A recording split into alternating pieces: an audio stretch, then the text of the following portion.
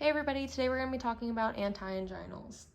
We're going to go over first, second, and third line antianginals, talk about the advantages, disadvantages, and contraindications for each class, and then we're going to wrap up by going over how we would intervene for a patient experiencing an intraoperative MI.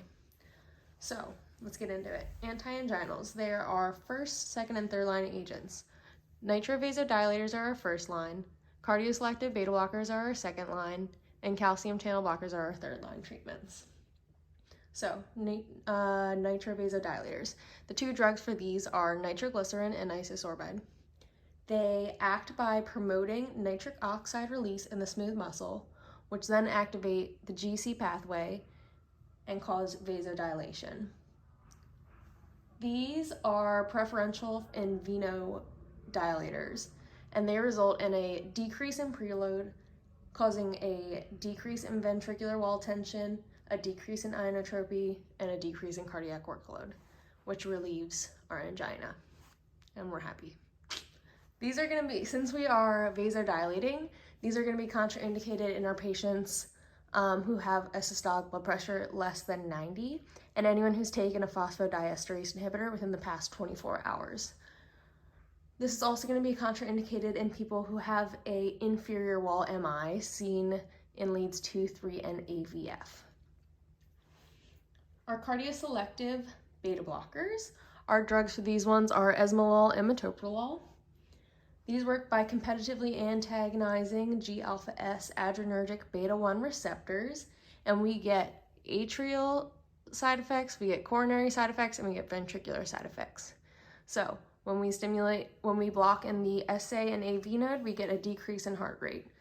That allows for, in turn, increased diastolic filling time and increased coronary perfusion. We also have acting on the beta-1 receptors in the ventricles. That decreases our inotropy, our ventricular wall tension, our cardiac outload, and our blood pressure, which all help resolve the angina. So, since we are decreasing the heart rate and decreasing the blood pressure, these are going to be contraindicated in patients with a heart rate less than 60, those who have a heart block, they're hypotensive, they have left ventricular failure, and sick sinus syndrome. Due to receptor crossover, we are also going to be contraindicated in patients who have reactive airway disease. Again, the drugs for these are esmolol and metoprolol. Our third class over here are the calcium channel blockers. These act by binding and blocking to the alpha-1 subunit on voltage-gated L-type calcium channels. However, we have two different subclasses and two different locations. So we have our dihydropyridines and our non-dihydropyridines. The dihydropyridines block calcium channels in the arterial smooth muscle, which result in a decrease in afterload, a decrease in cardiac workload. The dihydropyridine family includes nicardipine, nifedipine, and amlodipine. Our other class within calcium channel blockers is non-dihydropyridines. These are made up of verapamil and diltiazem.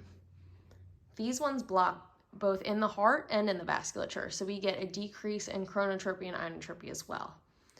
Since the dihydropyridines block in the smooth muscle, these are going to be contraindicated in patients who are hypotensive. Since our non-dihydropyridines block in the heart and in the vasculature, then these are going to be contraindicated in patients who have a heart rate less than 50 and those who have a heart block.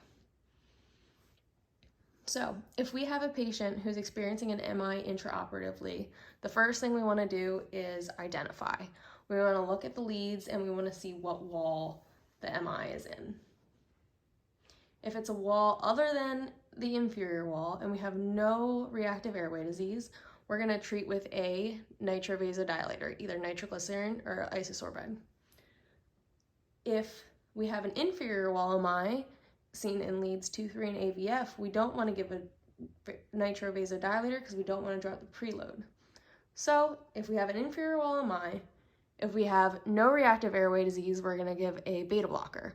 If we have reactive airway disease, either asthma or COPD, we don't want to give that because we're worried about the receptive crossover causing bronchoconstriction. In that case, we'd want to look at calcium channel blockers. If the heart rate is normal, we can give a non-dihydropyridine, either verapamil or ditiazem. But if their heart rate is less than 50, we're going to give a dihydropyridine, nicardipine, nifedipine, or amlodipine, because that is going to act on the smooth muscle in their arterioles and not affect the heart rate.